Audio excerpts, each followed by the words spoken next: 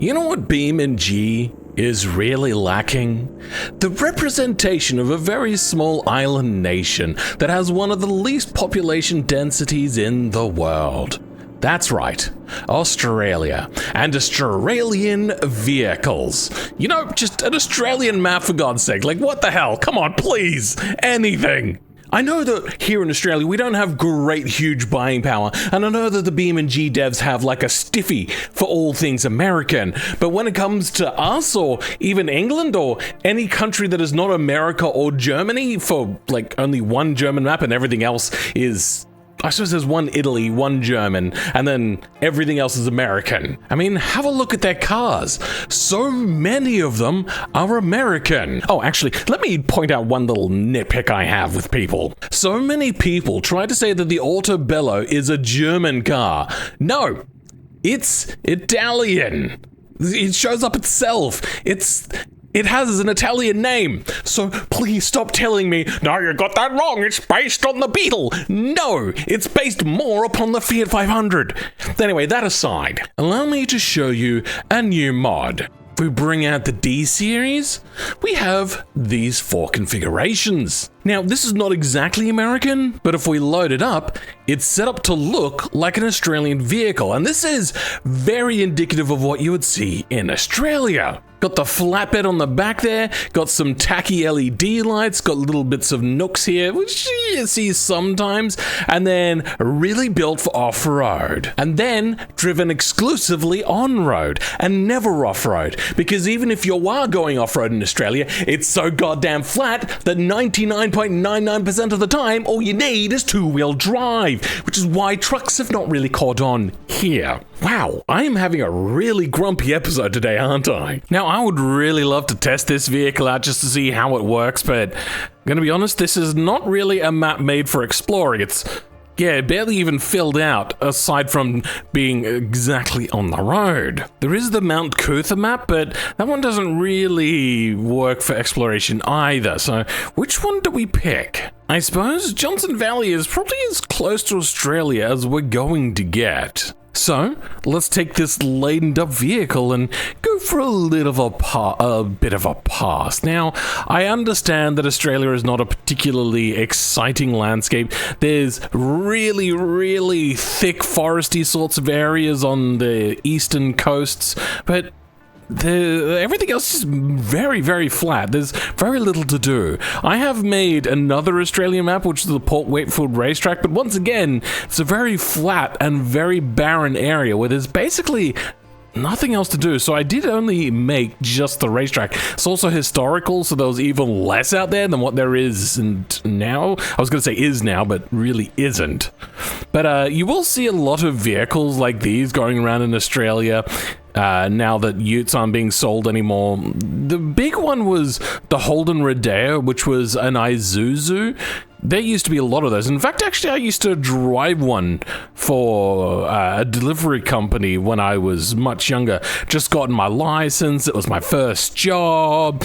And I was doing a little bit of like a part-time experience work there for a couple of days. And they basically had mechanics out at all times, going up and buying parts, and I said, hey, if I work here, can I be a delivery driver for you guys? Which I thought was pretty reasonable, and so did they, and that worked out for me. The only problem was this was for a workshop that worked on trucks, and I was just really bad at explaining things. And I would always say to people, I worked as a delivery driver for a truck workshop company, and then they would always assume that I had like a heavy vehicle license driving trucks around. I was like, no, I'm driving a Ute, and I couldn't wrap my head around just say, I'm just a delivery driver.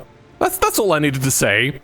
I don't know why I had to complicate it so much. It took me like 15 years of pondering over how was the best way to say that job, and realizing that I was just giving too much information. I am a complete idiot, and I'm actually also a little bit of an idiot now, because how the hell do I get up onto one of these hills? I just want to see how it goes. In fact, I want to point out how useless it is to have a lifted vehicle like this.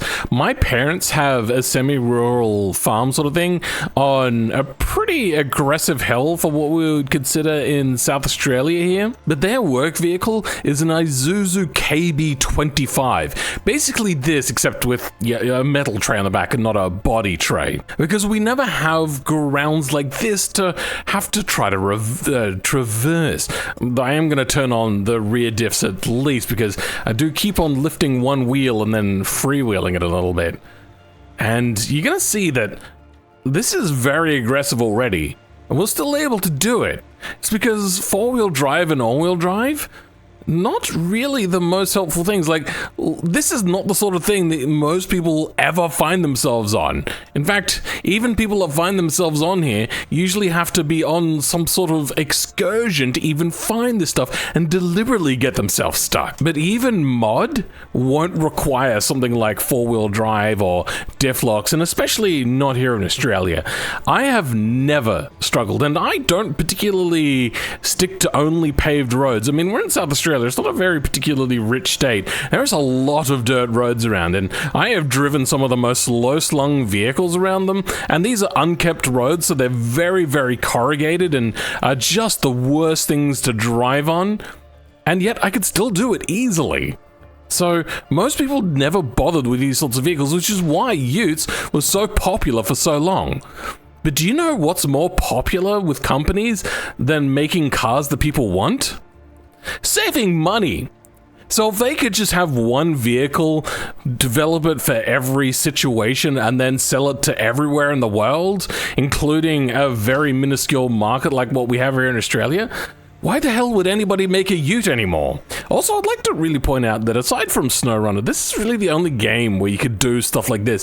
There's no game that is meant for off-roading. You do a little bit of it in Grand Theft Auto, but so much is just going up like grassy hills, and sometimes if you go up Mount Chiliad, even then, it's very limited on what it can do. And it doesn't have really great physics like this, so I do appreciate the breadth that BeamNG allows you to explore usages of vehicles. Okay, left, I'm gonna go right here. I don't think I know this way particularly well. Go forwards? Go for there you go. I wish though that they had a little bit better simulation for off-road. As you noticed, unlike in real life, they go like really fat wide tires to get best traction here in BeamNG, but in real life, you don't actually need to have that's my brain has failed on me. I don't even remember what I was talking about. Anyway, I just wanted to say thank you to the creator of this, Fat Tui. Sure, I didn't pick your name, you did. Thank you anyway for creating this. Fantastically, just a bit of Australia, which I didn't realize this game needed until you made this mod. I wouldn't have realized that this thing didn't have metal trays if you hadn't have made this with the quintessential toolboxes on the back. It's so Australian. The only thing it's missing is like the oversized rhubarb on the front. Like, this is something which you'll see very often in Australia. They're absolutely insane. I don't get why people think that this was a necessary thing. It just kind of bling for your car that was a lot more common than what you would expect. If you lived in the outback, I would fully understand this, because those kangaroos will cave in your vehicle like it's butter if you don't have something like this on. But a lot of people have these when just going around the normal suburban sorts of areas. It's just, sure, people, come on. Calm down, honestly. You know who shouldn't calm down though? My channel members, because you guys absolutely rock. And you know who rocks the most? Haha, as I climb over rocks. Yeah, that would be the Rogue Tick, the Crayon Priest, who is a top tier channel member. For the rest of you though, I'll catch you all next time. Goodbye.